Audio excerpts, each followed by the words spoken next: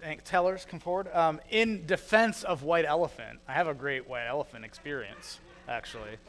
Doug was there for it, too, I think. You already know what I'm going to talk about.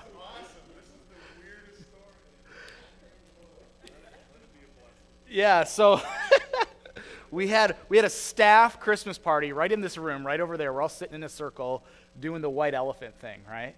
And there's like 40 of us. This was like, I don't know, 5 or 6 years ago or something like that, sitting around doing this White Elephant gift. And it is exactly how you describe it. It just seems like, why are we even wasting our time doing this thing?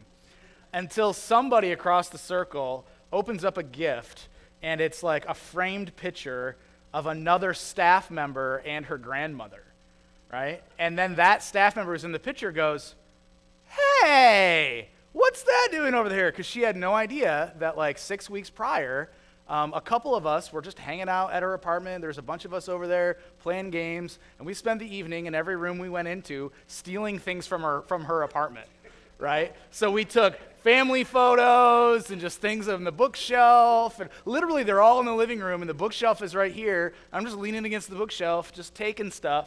And then we put it in our bags, and we wrapped it all up for the staff White Elephant Christmas party. So everybody's opening up her stuff from her apartment that she had no idea she was missing. Never noticed. So, oh yeah, Kristen Van Kampen is on. That was her apartment that we took stuff out of. She's on the RCA staff now. Yeah, that was my favorite thing. So it can be fun. It's funny. Doug brought up a story that I thought about opening with today because it's just been on my mind. But he mentioned these guys who wanted to plant a church, and Doug kicked them to the curb, essentially, right? But before they came to Doug, they came to us at Harbor Churches, and they said, "Hey, we want to plant a church in Muskegon," and they had a huge vision for a community that could use a church, and they were really passionate about it, and God had clearly worked in their life to lead them to that thing. And they'd sit in my office and tell me all this. I mean, church planners, you have the picture, you have the thing, and you have all this passion, and you want to we're going to change the world, right? And we weren't in a place to be able to support that at the time. God wasn't leading us to go in the direction of Muskegon at the time. But we said, we can't hire you, we can't really support that, but we can help train you. We can, you can intern with us for a little while. And that's not the answer anybody wants when they're sitting in that chair, right? No, I'm going to go plant my church. And so they went to Doug, and Doug said no to them. And literally 2 months later, they had their very first public worship service, right? Literally 2 months later. I went, what? That happened? And I know these guys a little bit from afar, and yeah, I think they opened with about 30, and these days they worship about 15, and they moved into a different place. And, I would say, there ain't nothing wrong with that. I think they're faithfully trying to transform people's lives, I think they're faithfully trying to preach the gospel and impact that community. But what I know is that wasn't the vision they started with. I know that for a fact because they sat in my office and painted me this big picture, right? And they actually had to compromise that vision and change it to be the one at a time kind of vision. And like I said, there's nothing wrong with that. There's nothing wrong with impacting people in that way. It's not a bad thing. I don't think they're bad pastors. I don't think they're bad guys. But I know that's not their vision. That wasn't what they set out to do. And so I think that's interesting. So I had sort of an interesting thought around that, because I also think about the room we're in right now. If we know the narrative of a church like that, right? The narrative is that there's a time clock on that thing before it goes away, before it closes. All the numbers, that we've been talking about. And I think about that because this is a room where I led a church for about 4 years that met in this room. And then last May 31 was our last service, and I closed that church. We were about 100 people, and it was, we had some conversations over lunch about, churches that don't know they can't make it, but they can't. And so you had to show them some numbers and say, listen, we're a bunch of 20-year-olds in this room, and this is not financially viable, and God is leading us somewhere else. And just let me tell you, that's not a sermon you want to preach, right? That's the day you get up here and say, all right, we've got some big news about where we're going in the future. and then you tell them what that is. This is not a sermon you want to preach. And God was so faithful in that. I mean, like, the last 6 weeks of our life, I think the discipleship quotient was off the charts. You know, people leaning into what's God saying to me, where's he sending, and I think we were really faithful in that. But that wasn't my dream for this congregation either, right? Like, that's nobody's dream, is to preach that sermon. I preached it once, and I hope I never have to preach it again. And so I think about, like, what is it, right? In those circumstances, like, those guys didn't lack a compelling vision. You know, they didn't lack passion. You know, like, I didn't think I was a bad guy. I didn't think I was a bad pastor, right? There's a lot of other things that sort of go on to help make churches thrive and get into that 3, 4, 5 kind of situation of multiplying. And I think it comes down to some other stuff. And so I want to talk about that today. And it reminds me of this great metaphor. I actually want to read you something.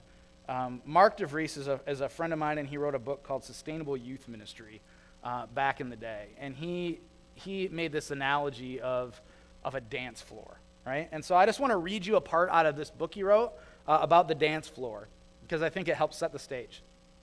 And he starts off this chapter like this. He says, "Years of preparation had made her movements effortless, her turns seamless, her leaps weightless.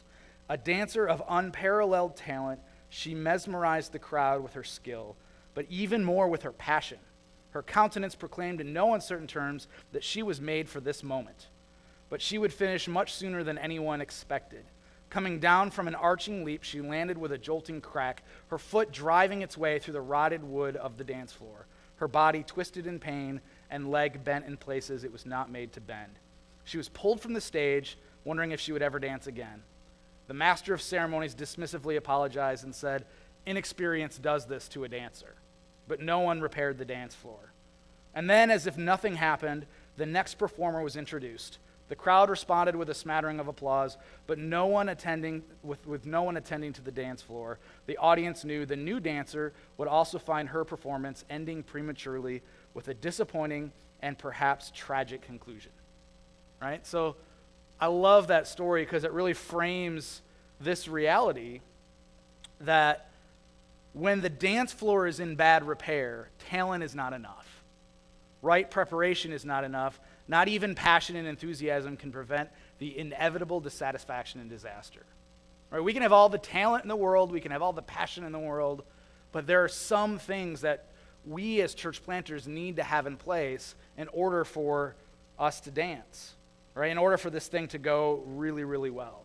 And we probably all know stories of, like, failed plants, right? That failed to get off the launch pad, or they didn't launch well, and it's not because those people were bad planters or bad dancers, or, you know, there's a lot more going on there. And so instead, we want to pay attention to the dance floor. And for me, what I think of when I think of the dance floor is that they are, I would call them reproducible and effective systems and structures.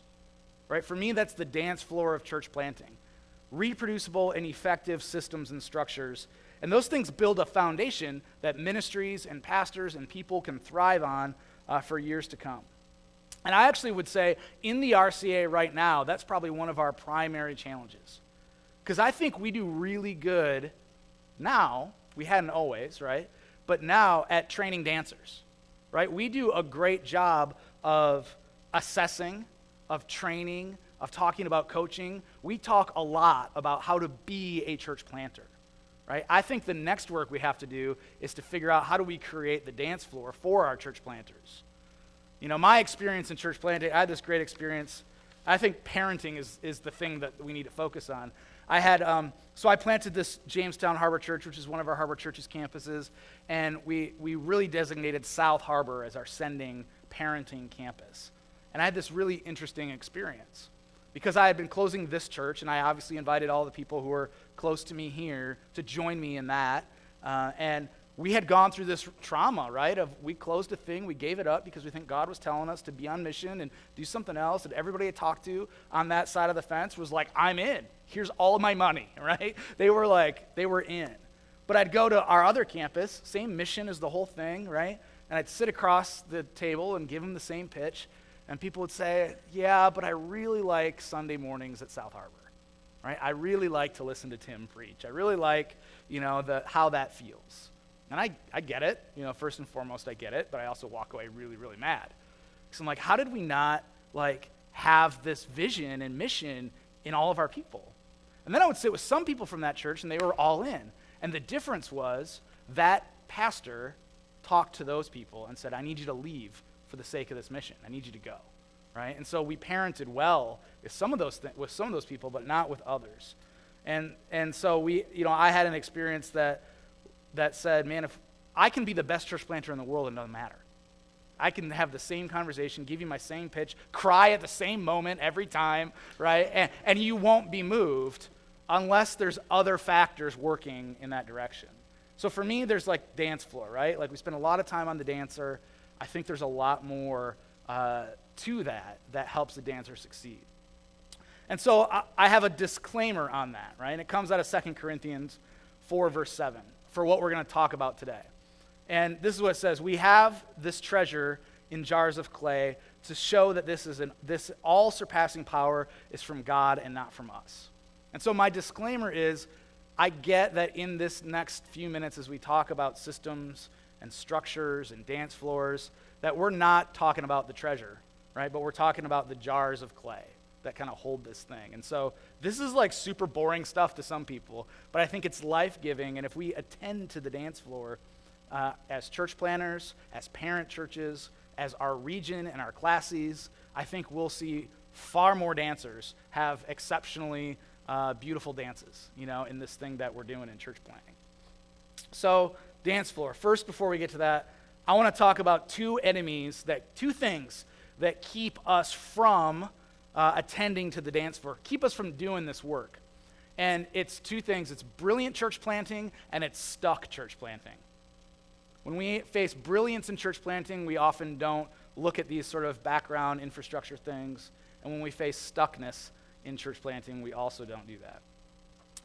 So brilliant church planting, the reality is we're all brilliant, right? We're all brilliant church planners. We love ideas. We can come up with a million ideas tomorrow about the next best thing and the next greatest, piece of how, our church is going to be so amazing.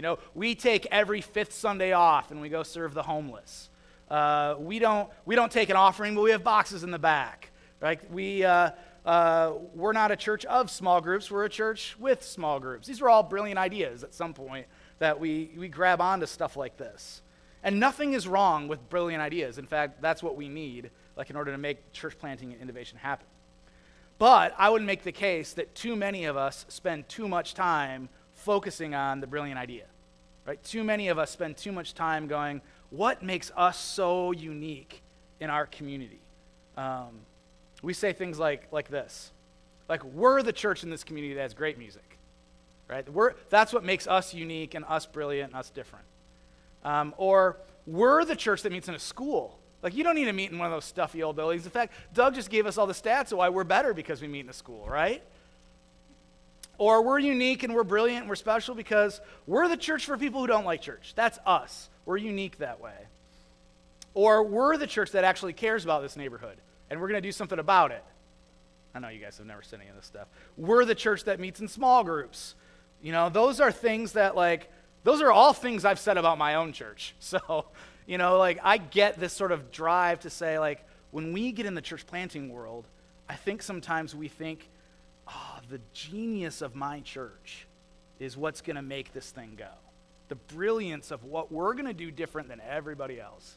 And we're all pretty healthy church planners in here, but you probably have run across the youth pastor who's disgruntled in his church and says, I'm going to do everything the opposite way, and I'm a genius for thinking that up because I'm the very first one, right?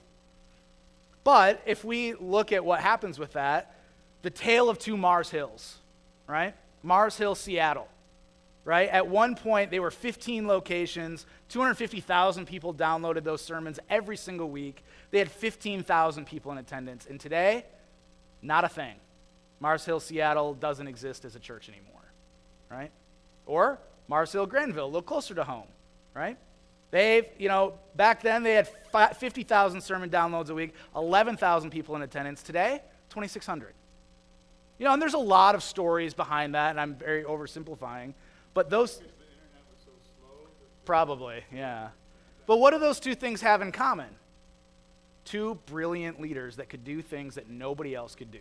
Whether or not you agree with Rob Bell or Mark Driscoll, not the point, right? Those guys were brilliant in what they did. They brought a uniqueness that nobody else in the world could do. And as long as they were doing it, it was great, right? But when they stopped doing it, as we all will at some point, it changes. You know, you get the story of the church that used to meet in here. And I'm not so different from Mark Driscoll in that way, I guess, right? We're just kind of the same. No, probably not.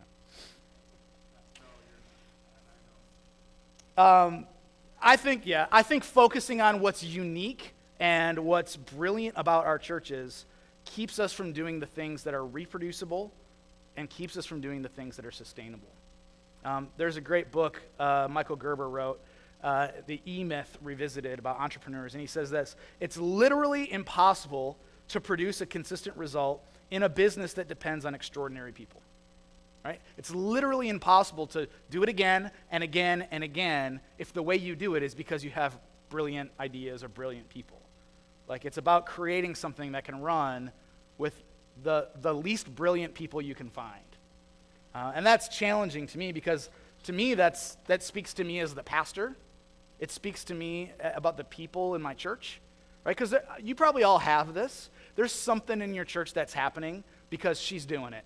And she's just great at it, you know? And as long as she just keeps doing it, I don't have to worry about it, and it's fine, right? Or this guy he shows up every week and totally nails that aspect of our church. You know, he's the guy that, like, is reaching out. You know, I talked to a church a while ago, and they had one guy, and he's the parking lot guy. You know, and everybody knew he's the parking lot guy. He's the nicest human being in the church, right? And they're blessed because the nicest human being in their church is leveraging that gift, that unique brilliance in the parking lot. And so visitors come in and have a warm, great experience from the first impression, you know, because Kyle showed up in the parking lot today. What happens next week when he doesn't? Or what happens in 20 years when he can't attend church anymore, right? That's a challenge, and I think sometimes as a church planner, we go, oh, as long as that's happening, I don't have to think about it. So that, for me, that keeps us from addressing these dance floor systematic things. So that's brilliant church planting, right? Stuck church planting, I think, does a really similar thing. When we find ourselves in situations where we're struggling to achieve our vision, right? We don't know why it's not working. We're in this place that we're stuck, and we ride these waves in church planting, whether it's, year one's okay maybe, but year 3 is not, and we just find ourselves stuck.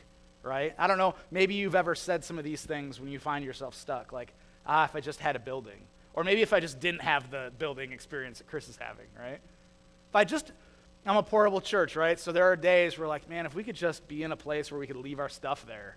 It doesn't even have to be our building. Can we just leave our stuff? Or if I just had a better location. You know, it's where I am in this city that's not working for me. Or maybe it's if we just had a worship leader on staff. Or if I just hired someone to do administrative work, like, then I'd be free to do, like, what I want. If we just had 50 more people, that was it. We're so close. If we just push that thing over, then everything will be great. If I just had a youth group, a lot of parents ask us for that, right? Like, if you just had a youth group, we would all show up. And that's a challenge because I think those are the things that keep us focused not on the dance floor, but looking for the next brilliant idea. Right? We're stuck, and we spend all of our mental energy, and we have this decision-making fatigue. Have you guys ever heard of decision-making fatigue? Sort of this idea that, like, if you are homeless in winter, you know, the choices you're making when you wake up in the morning are, how am I going to stay warm? Where am I going to sleep tonight? How am I going to eat? Where am I going to get money? Right? And that's what cripples people who are in that stage of life. I don't have to answer any of those questions when I wake up in the morning. I get to do things like, I wonder where I'm going to take my church this year. You know, we get to dream a little bit more. Churches suffer from that same thing. When we find ourselves stuck, we fatigue our decision-making ability by focusing on these stuck things. And then we don't get to attend to a lot of other things. So I would say that this might not be a popular opinion, but here's my opinion. And that it's this. Effective and reproducible church planting is as much about the implementation of core systems as it is the unique and creative move of the Spirit through a group of people. And one of those things we love to talk about, right? We love to talk about the people who are catching the vision, who are getting on board, who are writing Chris Hall $60,000 checks, right? We love to talk about that, and we need that. And that is a huge, important part to the move of church planting. But the part we don't talk about is how are we recruiting and training and deploying volunteers? How are we creating a system for hospitality, right? System stuff is just not the things we talk about a lot. I had this experience when Tom Ellenboss planted South Harbor Church 5 years ago. And since then, he said, here's some of the things that I've learned about church planting. And he said, the first thing I learned is that this is as much about systems as anything else. We had a system for guest cards. And the system was very simple. He said, I called them every Sunday afternoon. Every week, here's the guest cards. I called them up. And I said, hi, this is Tom. You were at South Harbor Church today. Thanks for coming. And they said, Tom? And they're like, yeah, Tom. They're like the guy who was up front? Like, yeah. They're like, I've never had a pastor call me before, right? And Tom said, that wasn't because I'm amazing. It's because we had a system that said every Sunday at 2 o'clock, we call the cards. And that's the system we use, right? So I think if we're going to address systems, if we're going to deal with this, if we're going to walk onto the dance floor and start looking around and what helps us dance, we have to address the reality that we're not the most brilliant people in the world. That the ideas that we have are probably there's nothing new underneath the sun, right? And that the things that we're stuck with are probably not the most, all-encompassing things as we think they are. Like, we have to move away a little bit from that. So let me ask you a couple of questions. You can talk about this at your table or just one other person or two other people, but let's spend a few minutes talking about these couple of questions. First, what's happening in your church only because of an extraordinary person right now? And it could be you. You could be that extraordinary person. Or maybe it's just a person who's expending an extraordinary amount of effort, right? Could be you. It could be a staff person. It could be a volunteer. But that no one else in your church could do right now. What's happening in your church that somebody is doing that nobody else would know how to do? If Kyle didn't show up in the parking lot, nobody else would do that. What is that in your church? And what is a place right now in your church that is stuck, that your church spends a lot of decision-making energy on? Or maybe this is a core team or a church you come from. But just, I want to hear some examples of where that's happening. So maybe take 5 minutes or so amongst your table and have that conversation a little bit. Our energy going, I don't know if we should fix toys that have broken parts that children can't use, right? Instead of going, I wonder where God's leading our church and how do we get there together, right? Like, what if you could spend all of your mental energy there? Like, I can't. I'm busy doing this other stuff. That's some of the stuff that I think, like, when Doug talked about churches that are subtracting, adding, or multiplying, right? We can be excellent addition churches, and we never have to really figure out systems. We don't have to, because we can do it with brilliant people. The brilliant people can just manage those details and just figure that out, and you can just preach every week, and it's fine, right? As long as those brilliant people are doing those things. But when Rob Bell leaves and Mark Driscoll leaves, your church becomes in trouble. When you leave, when your brilliant person leaves, if we're ever going to get to really multiplying churches, we have to make it a priority that we develop systems that can actually reproduce into another church. That no matter who's running the system, we know it'll work. We know it'll work really well. So, if you did this little test and you said, if we took out all of the people who are running what we're doing right now, would our church meet next week, right? Would this thing survive? That might be a good, litmus test to say, yeah, maybe we have to work on some system stuff because we're just relying on people to do it all. So let me talk about what do I mean by systems. And I'll give you this definition, right? And this is just, straight out of Wikipedia, which is the 2015 version of Webster's Dictionary. It's just a little more subjective, I guess. A set of connected things or parts forming a complex whole in particular. Or a set of principles or procedures according to which something is done, an organized scheme or method. Right? It's just a way in which you take different parts and you prescribe how they work together so they can do it again and again and again. It reminds me a lot of like the human body. So try to name some systems in the human body, right? Endocrine, I don't even know what that is. Skeletal system, I know what that is. Nervous system, right? Digestive system, respiratory system, cardiovascular system, muscular system. A system is lots of different parts that get roped together in a way that makes them work. This is how all of your muscles work together. This is how all of your lungs and your brain and your esophagus work together to breathe, right? How does the blood flow through the heart and the veins? Those are systems. And I love the human body as an image of this because the human body then is simply a system of systems. It's got a number of different systems laid up on top of it, and that's one big system that rolls it together. And interestingly, that's what the Bible refers to our churches as. Like the church is the body of Christ.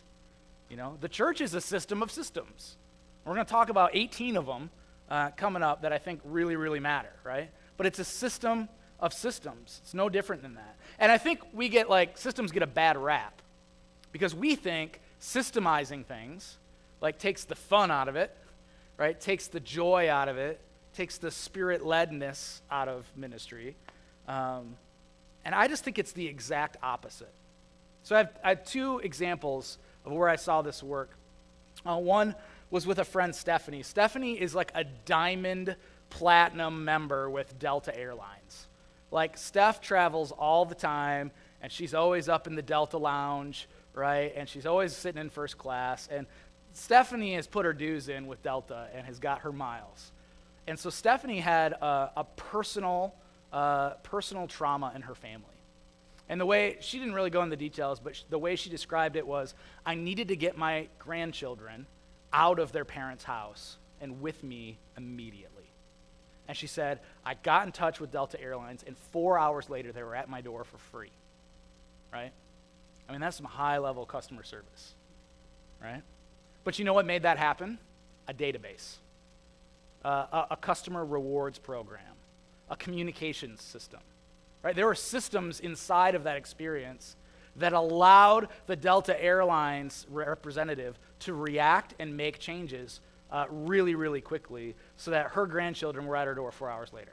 They were on an airplane for free somewhere else, right? I think that's a great example. Systems don't take the spirit-ledness, don't take the trying to make stuff happen on the whim, out of it. They allow you the platform to make that happen. Another example I think was a simple example. My friend Jeff was at a Hilton hotel, and he's sort of getting out of the cab, and he's got his phone on there, and he's sort of getting his luggage, and he's trying to figure out a bunch of stuff, not paying attention, and he could tell that the bellman was trying to get his bag and take him in and move him in, and he's sort of waiting there, and Jeff's on the phone, and then the bellman just leans in and he says, "Excuse me, Mr. Dunrankin, I'll have your bag inside whenever you're ready," right? And Jeff's like, how did that dude know my name? And all of a sudden, Jeff is really present in the moment, and he's like, let's go. And he realized that the bellman looked for his tag on his bag. And so what made that happen is a staff training mechanism that says, hey, when we want to get our customers inside the building as soon as possible, and we want to personalize that service, and one way you do that is you look at their name tags on their bags, and you can address them by name. Right? That wasn't just because he had a brilliant doorman. I mean, he might have. But also because that's how they train. They had a system of training their people. So all that to say is I think systems are what allow us to make really exceptional personal impacts on people. And they allow us to weather storms. When stuff starts falling apart, we have some tried and true. When that brilliant youth couple leaves, right, then we have an opportunity where the youth ministry doesn't go in the tank because we build systems around this kind of stuff. So another way I like to say it is that a system is just a set of repeatable steps or actions that allow the body to function at its highest level. Right? They are the thing that allows the doorman to make exceptional service. They are the thing that allows Delta Airlines to impact a person's life at a deep level. Think about that. An airline impacted a person's life at a deep level for good. That's not a story we hear every day. Systems make that happen. I think of it in terms of you think of elite athletes, you know? I bet Usain Bolt's digestive system is well monitored and well honed, right? And his muscular system and his respiratory system, you know? These exceptional athletes, you know, they're like a computer chip. Yeah, they're so well defined. You get a grain of sand in there, it screws it all up, right? But I think our churches can be that. I think our churches can have such exceptional systems that we can have such great impact on people one at a time because we have that. So let me give you 3 reasons why I think a systems approach matters in our life, or why I'm all about that database, because I think it really matters. The first is a question. Would you rather pastor your people, or would you rather problem solve all day long? Systems help us pastor our people. They help us pastor our people at a really high level. So I have a discipleship huddle that I meet with in my living room every Sunday night. And this is the most joyful ministry experience I get to have. Every single Sunday night, I have 3 couples, and we get to get wrecked a little bit by the gospel in our life, is how we talk as husbands and wives, how we raise our children, how we're just living out the gospel. That's like how I would spend every moment of ministry if I could.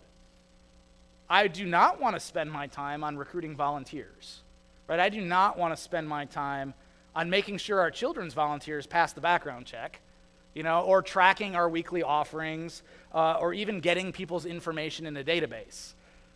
But I'm the church planner, so all of that is my responsibility, unless I build a system so somebody else can do it in a way that I don't have to stand over their shoulder and make sure it happens really well. So for me, I think when we have exceptionally well-run systems, we get to pastor our people at a much, much higher level. And I think that's really why we're all, some of us maybe just really like the database and want to hang out in there all the time. I don't know. I don't think any of you are. The second is, I think when we do it, it builds trust with our people and it gives them deeper ownership of our church. One system that I like to think about is a system of worship, right? Are we like sitting down every Thursday afternoon going, well, what's church going to look like on Sunday? Or are we saying, no, we've already established what our system for how we do worship is, who our target is, how we approach worship and giving and baptisms and even announcements and preaching, right? We've already figured all of that out. So the people who come to my church, they know what to expect. Every single week, they know when I bring my friend, I know what they're going to experience. Or I think of it in terms of even, I've got a follow-up system, right? I've got a team of people that takes the cards, and then they send an email and they connect with them and they have an interaction, right? And everybody on my core team knows that. And they know when they bring their father who hasn't been in church in 25 years, they know for a fact that our church is going to connect with them because we've built trust because of a system we have. Think of when the system is absent. I had another church experience where this dad was outraged because after the service, he found out that the Sunday school teacher took their class to McDonald's, during the service. So I dropped my kid off, and while I was gone, they went out to McDonald's and came back. And he wasn't upset because of the nutritional value, right? Like, especially in this day and age, that is a huge red flag. This was a church that didn't have a system. This was a church that is 130 years old, and they just had this same person running that Sunday school class for 50 of those years. And she just decided that week that that's what she wanted to do because she loves these kids and it's really, really great. And boy, that lost a lot of trust with that family. They might even leave because of stuff like that. Systems build trust. I think that stuff really, really matters. And then I also think that when we think about giving people ownership, right, that a system will never actually reproduce when you're just building it on your geniuses. That there are tons of places where people can get involved. So one of the things we're putting together is like our infant baptism system. How do we, there's all these things you got to put in a church that no one ever told me you got to put in a church when you started doing it, right? But hey, I got all these people who want their kids baptized. Now every Sunday I got all these baptisms. That's a terrible idea. Let's do it a different way. So we build that, system to say once a quarter we'll do it this way. And, we got a little, infant baptism orientation. Now, there's an opportunity where an elder or a spiritually mature person can lead that class. You don't need a seminary-trained professional with 20 years of experience to lead a baptism class. You don't. But I can give somebody a huge piece of the church. They own it, and they're like, this is the thing I do here, and I get to impact these families, these little kids, and they own the mission when they have a system that they can step into. I don't actually have that. I still run it, but I should probably fix that. So, and then the third one, I think that when you have a systems approach to how you do this, it becomes an easy way to figure out how to fix what's broken. You can do a systems check really quickly without calling a Jerusalem council to figure out what's not working in our church. Or really the way it happens is you hear it on a Sunday morning about what's not working in your church. But you hear it from so-and-so who said it to so-and-so who was in the kids ministry last week, right? I don't know how to fix that. I can't fix that. Now I'm dealing with emotions and people's, approach. But when I get an oil change, right, they go and they check my blinkers, they check my air filters, they check my oil, they check the air in my tires. When I have a list of, here are the systems our churches use, we can, in an hour, go, how are we doing on each one of these things? Oh, that one needs some tweaking, so we'll jump in there. And it doesn't expend all of our decision-making fatigue to try to figure out where the problem is. It makes it much easier to go, what's not working and where is that problem? So here are, we're going to do a little quizzing here. I'm going to give you 18 systems, and after each one, I want you to give yourself a grade when you think about your church or your church experience. And here are the grades. An A grade is, yes, we have the system. Yes, it works for us, and we could actually reproduce, another church could do this. We could reproduce this into another church plant. That's an A level system. B level is, we have the system and it works for us, right? Nobody else could do this, for whatever reason. This is very situational and unique to us, but hey, it's working for us. C is, we have the system, not working for us, right? This is where you get a lot of grinding, right? Where things are not going well in your church. We're like, we have a system and it's not working. Or D, we don't even have the system at all. We've never actually sat down and figured out how we're going to do X. So we don't have this at all. So A, B, C, or D. I'll also say that when it comes to church planning, I sort of arrange these things that some systems go before others. That there are pre-launch systems that we need to have before we get to launch day. There are also systems that are probably most appropriate to build while we're launching. Like right kind of that month before and the few months after, that's a good time to build this system.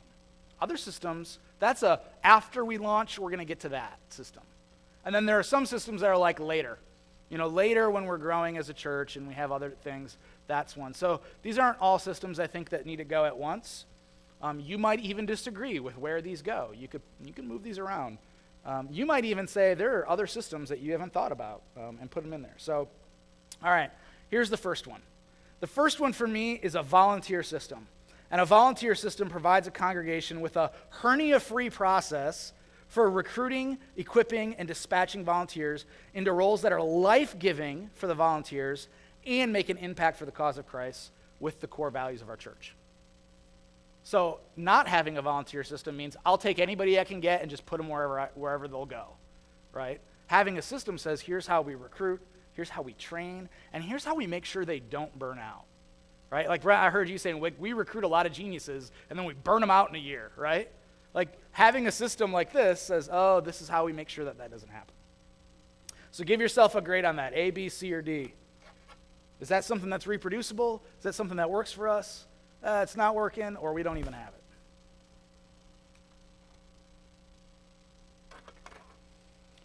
All right, second system. This is a pre-launch system, a visioning system. This defines for a church where it wants to go. Right? So first and foremost, you having great ideas is not a visioning system, right? We all start here, this is where we have the picture, right? Because the next part I think is really important and provides benchmarks for how it's going to get there. When you sit around with your core team and you start going, this is where we're going, we've laid out these benchmarks to say a year from now we want to be this. 3 months from now we want to be this. And for how it hopes to get there. It helps us answer this question every single year, right? Are we winning? Are we doing what we feel like God has called us to do? Can we say yes or no to that? Visioning system.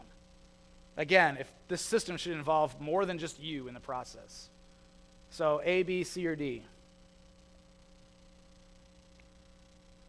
Third one, this is a real practical one. You need a financial system before you launch this church. How are you going to maximize the gifts of donors? How are you going to track that? How are you going to spend that? How are you going to respond to expressions of need? How are you going to be grateful and present gratitude for people who do give? This is one of those things that we spend a lot of church planners spend a lot of time figuring out some of these business details. So A, B, C, or D. Our first incarnation of Rock Harbor, who met here, was we passed KFC buckets for a while. That was part of our system. Bad idea. We put boxes in the back, and then we didn't get anything. And then sometimes we passed the bucket, and sometimes we didn't. So no system, and therefore our average weekly offering was $100. So systems help, I think. The next one. I think this is you can argue where this goes. I think this is a pre-launch system, but it's a discipleship system.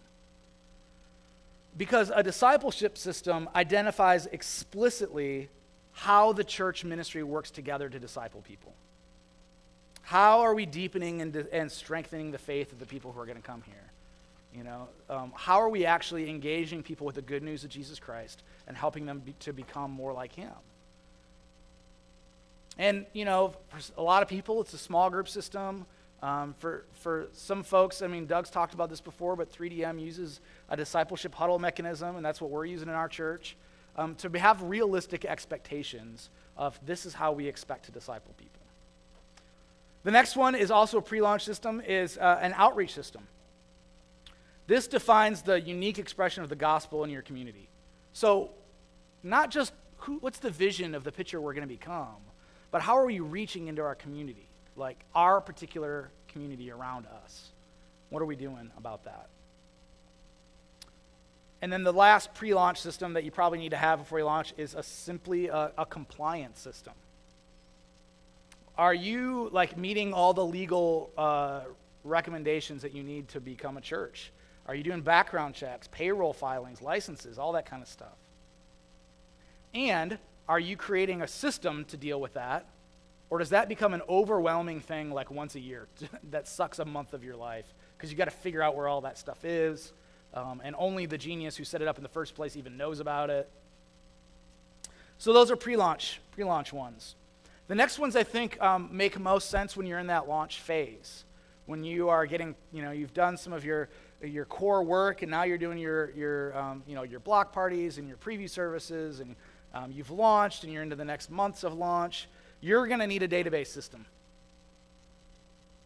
Having a stack of guest cards in the back of your car is not a great database system, right? A database system allows us to stay appropriately connected to many different kinds of people that come to our church. And it helps us communicate, in a way that we don't differently with the lifelong member than we do the 15-year-old from Des Moines who came to the lock-in at the youth group once. Right? A database system helps us categorize and communicate well with people and follow up with them. So give yourself a grade on that. And then the next one goes with it, I think, is the communication system. Especially today in 2015. We do not rely on the church newsletter for everything anymore, right? In fact, it's probably a really bad idea. And there's literally, I think, been blood shed over the bulletin in our churches, Doug and I know a guy where the congregational meeting devolved into shouting matches because of the bulletin. Right? That stuff happens. So let's define it ahead of time. How do we use bulletins and newsletters and church directories and Facebook and email and Twitter and texting and all of that kind of stuff? Let's define it so that we get that Goldilocks zone. Not too little communication, not too much communication, but what's just right for our culture. So give yourself a grade on that one too. And then as you're launching, you need a hospitality system. What are the clear processes that ensure every single person who visits your church engages a warm and welcoming environment? That's consistent. That's not just relying on the nice guy who shows up when he shows up to greet at the door.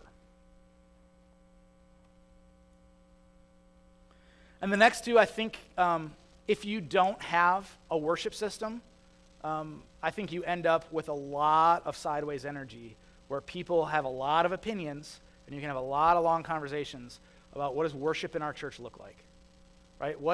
Because you can approach this tons of different ways. But a worship system provides a consistent approach to worship services, and it balances aspects of the most visible part of the church. And let me just also say, this is not just about church plants, because there are plenty of churches that have been around for 70 years that find themselves stuck and dealing with things like worship because they don't have a system for how we're going to answer those questions. So we do too many announcements in the worship service. We don't do enough announcements in the worship. We do the wrong kind of announcements. We have the wrong person doing the announcements, right? We define that stuff on the front end, and we know how we deal with things like baptism, updates and ministry stories, announcements, musical worship, all that kind of stuff. And then the same is true for a preaching system. I think our churches need preaching systems. We need to be able to answer the question of how do we approach preaching in our church? Do we use a lectionary? Do we do sermon series? How do we define sermon series?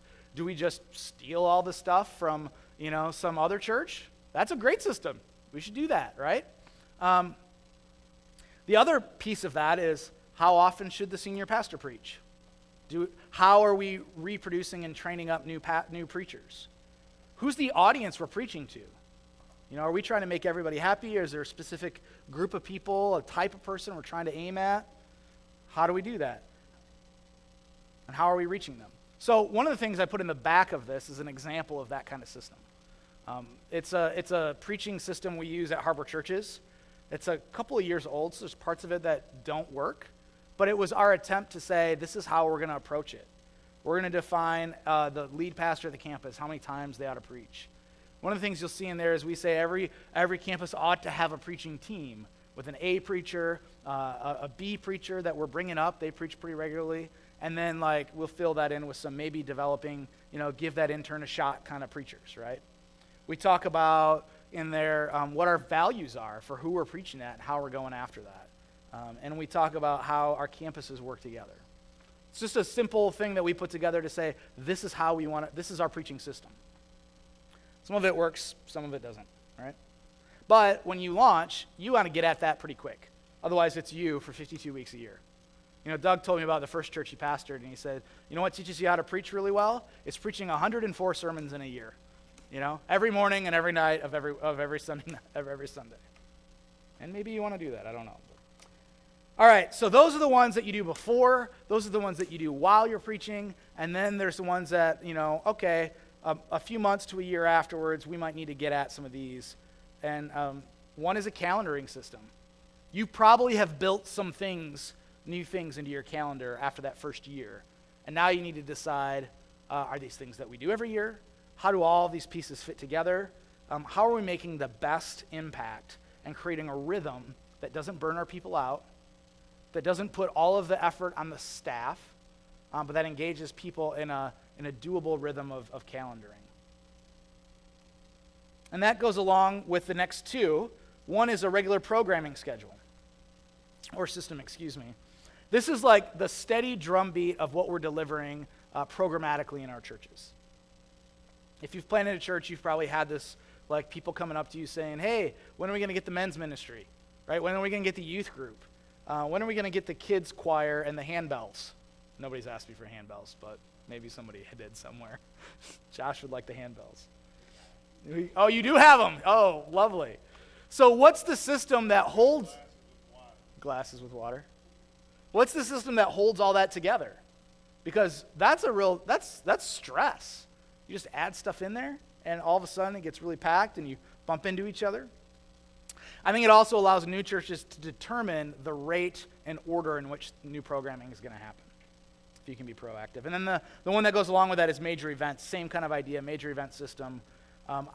This allows us to build teams to run our major events and know when those things are happening, and be able to pull those off in a way that doesn't frustrate or our volunteers and our leaders. And then the other one you probably need to get at is a mission system. How are we keeping, it keeps the ministry always looking beyond the goal of survival, right? How do we keep ourselves engaged in the mission God's calling us in the world? So maybe give yourself some grades on those in the post-launch, and then I have just a couple more.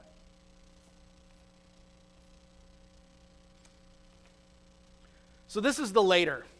As your church grows, this is the later. And one is a staff development system. How are we equipping staff? How are we ensuring their Sabbath rest? How are we caring for their family?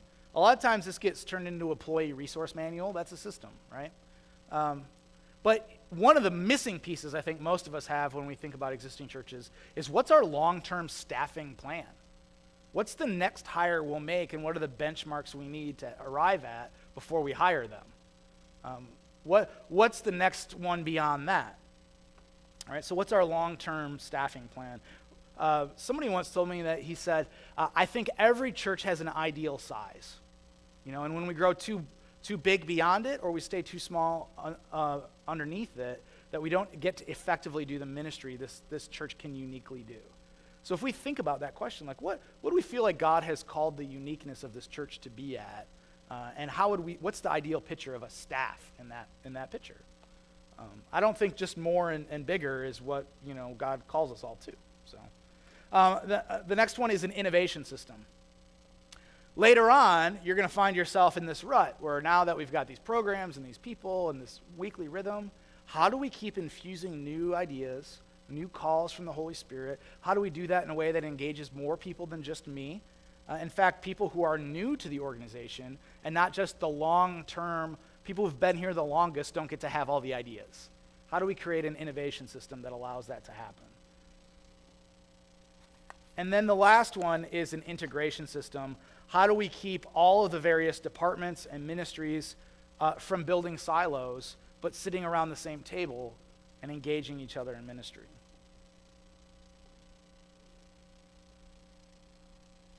And I said this before, but I think that you see this stuff bear out not in your church plant.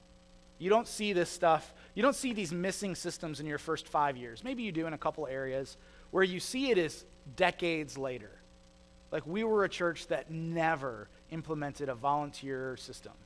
And so we are the church that always struggles to find kids volunteers, right? We are a church that never implemented a visioning system. So we are the church that always responds to the last book the pastor read. Like if this stuff comes out years and years later, it usually comes out when you leave your church plant and the next pastor takes it over. And they find out like, boy, none of these systems, there's nothing here for me to work with. This is all on me. Tim Wilson will tell the story of Tom. He was just here. When Tim took over for Tom at South Harbor, people came to Tim and said, hey, can you give me the key for the paper towels in the bathroom? And Tim's like, what are you talking about? He's like, well, Tom had it, Like Tom didn't have a system for that. He had the key. So every time anybody needed it to change the paper towels in the bathroom, they had to call the pastor and find the key. So I would say this is probably another not popular opinion, but I think that planting a church is the process of deciding when and how these systems get put into place. It's the process of doing that again and again. And these are things that like, if you were the perfect example of this, and none of us ever will be, but we put all these systems in place, and once a year, we have a systems check, like weekend or a couple days, where we run through each of these and say, this is the system we have.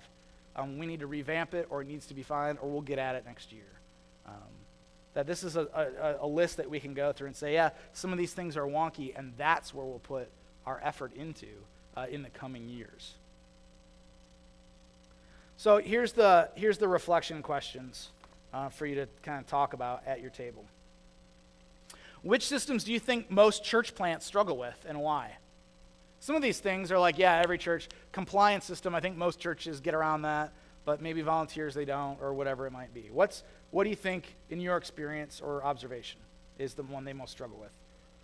And then look at how you graded yourself and say, what surprised you? Were you surprised that you actually had an A in a couple of these? Or were you surprised that, like, I didn't even know that was a system, so of course we never had it? That surprised me. And then here's the one that I would say, when you're going to walk out of here, and what can you do with this? What's a C or a D that you can say, within the next couple of weeks, I could actually do one thing, and tell the people at your table, like, this is the one I'm going to go after, just first. Just a little, it can be a little step, it can be a big step. But what's a C or a D that you said, I feel like I need to take an axe and kind of chop at that one for a little bit, all right? Let's take a few minutes and talk about those 3 questions at your table. Chris is done, so he's ready to move on to the next thing.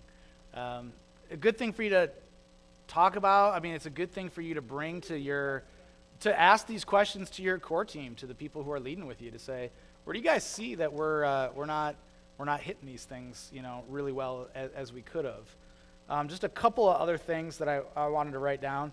One is just like, okay, how do I build a system? And I think sometimes it feels really intimidating. I think it can be really, really simple. The first thing I do when I'm trying to build a system is I have a conversation with the people who are like doing it. I talk to my coffee person, who's the only coffee person I have. I don't even know how coffee does, but she does it. I'm going to sit down and say, tell me what you do. Let's capture and catalog what you're doing. And what would you like? How could this be better, right? Because she knows, like, well, if I had more people, if I had more time, or we could do it this way or that way or this way. All right, let's write it all down. Let's have a conversation about it. And then I write it down in a simple set of steps, right? This doesn't have to be a book. This can be a page, and that is my system. Is that we do this, and then we do this, and then we do this.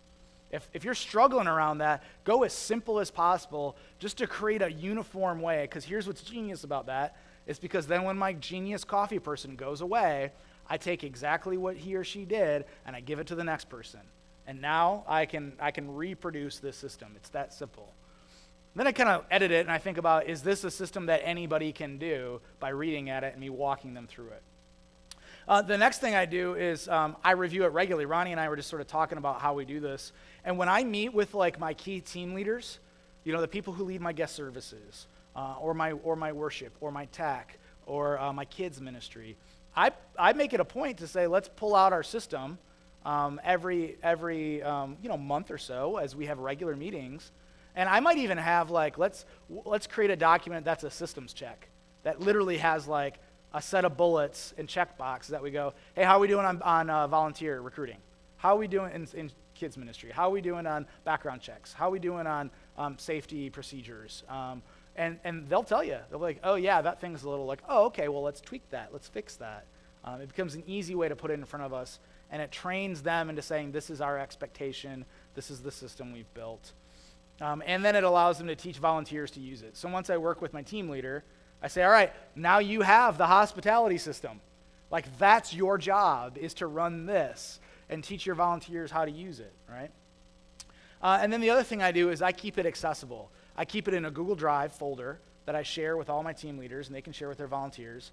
And it's just our ministry manual. That's what I call it, right? We've got an employee resource manual, and we've got a ministry manual. And the ministry manual holds like all of our just procedures and systems. And that's where it is. And everybody knows that's where you can go to get it.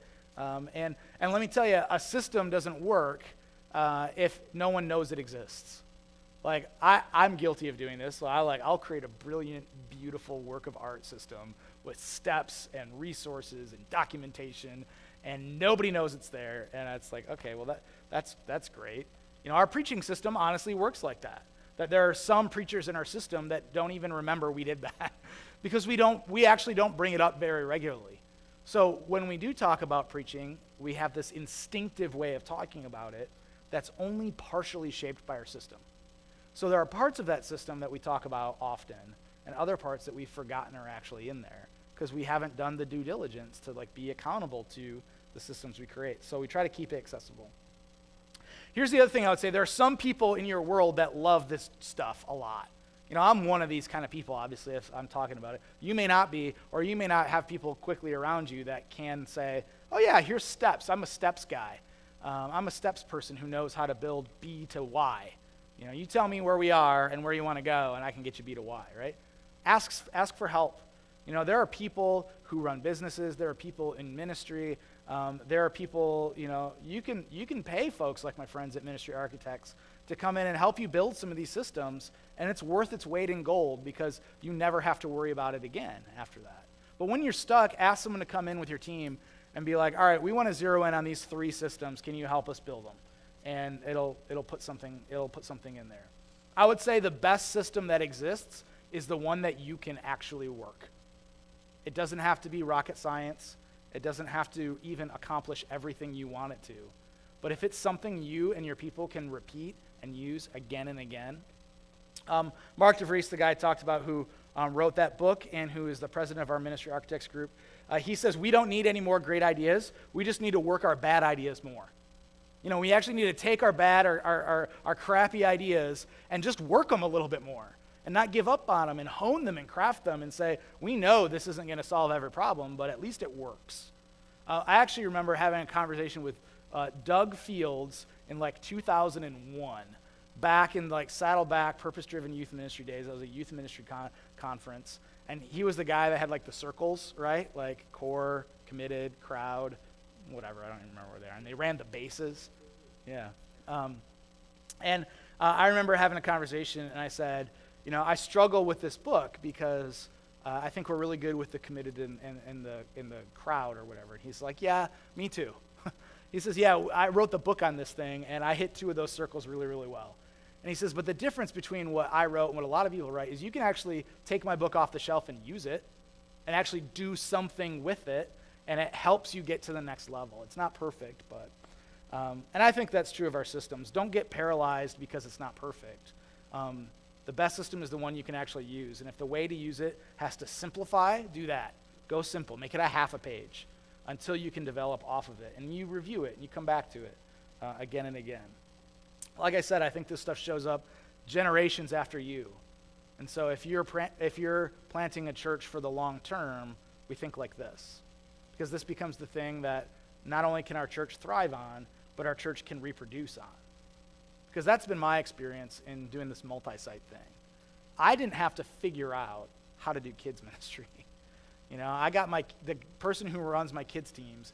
I said, go talk to the people who run these teams in Harbor churches and do what they say. And he said, all right, so Jeff's my kids director, and he runs kids ministry, and he does it that way. We figured out a way to do it. We didn't have to figure out a lot of systems because we can reproduce them and export them. Now, as an organization, we found a lot of our systems weren't able to do that. And every new time we plant a church, we refine our own. So as a parent church, when you're planting, you might find, well, we thought that could work, but it didn't. So how do we shape that? And that's, I think, again, how we get to level 5 churches. If we want to be movement kind of churches, if we want to be multiplying kind of churches, the time spent shouldn't be on figuring out a lot of these things. We should be able to reproduce these things. So that's, yeah. It occurs to me that all of these systems are copyable. Right? Mm-hmm. Somebody's doing something that you could copy that would work in your context. Mm-hmm. Yeah. So, rather than trying to dream every one of these up, I would, and trying to do it all at once, right? I would say, the discipleship system, there's a bunch of them. Pick one and do it, if you can do it. Well, and the other thing we do is we do that instinctively. We steal it from wherever, right. The conference or the person that we met, but we don't actually capture it. We don't actually write it down. We don't actually document it. We don't actually make it accessible, and it leaves with us whenever that happens. Yeah. And nobody else owns it at the level we do then. A lot of database systems, you can buy, right? Communication systems, your worship, preaching system. Chet, you went through a plan, right, for your first year that you could just buy, right? And went through and planned out. You got the right work? You had a book that had a way to plan your first year. Oh, you planned. So get Chet's plan. Steal whatever Chet did, right? But there are people that have done that. There are, a lot of this is, if it has to be invented over and over and over again, we will never get to multiplication. It'll just be addition over and over and over.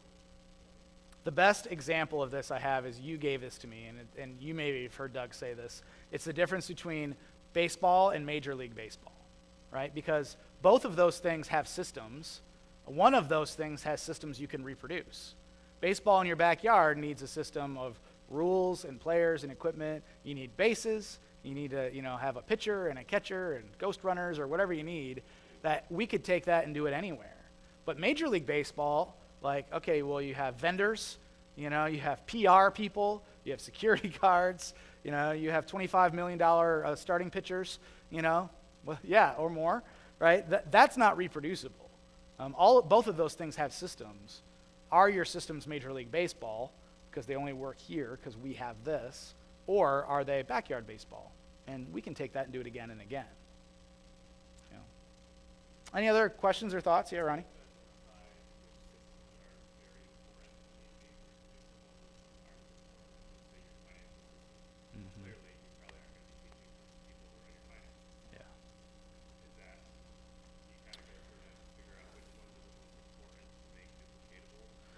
Yeah, I think they tend to be the systems that take the longest to figure out otherwise. Like a discipleship system, like churches spend thousands and thousands of dollars and hours and years, how are we going to get at discipleship, and how are we going to do, and we do it again and again and again, and it sometimes it works and sometimes it doesn't. But like a database system, I can buy that tomorrow. And I can watch the tutorial and figure that out. So some of them, I think, like discipleship, missions, outreach, those sorts of systems, and even worship, I think, because it can be complicated.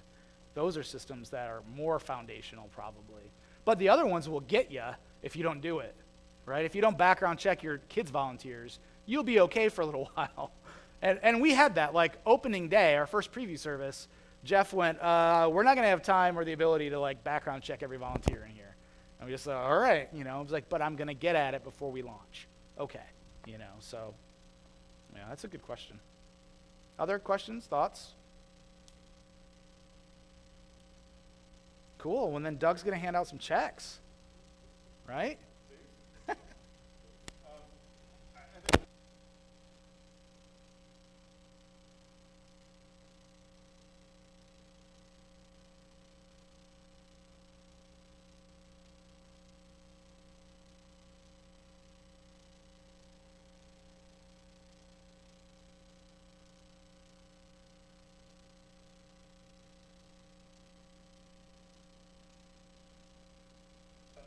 It doesn't have to just be by age group or layer cake kind of thing. You may want to run systems checks through that system. Or use that time to build ones you don't have. We're doing that right now every month when we do our leadership. We call it our core gathering is what we call it. We're working on our missions and outreach stuff. We're saying what is the unique way we as a church are making an impact in our community, and how are we going to go at that in a way that's reproducible. So for us, we didn't do it pre-launch, so we're doing it now. Yeah. Well, and you're not, and what I like about this is that it's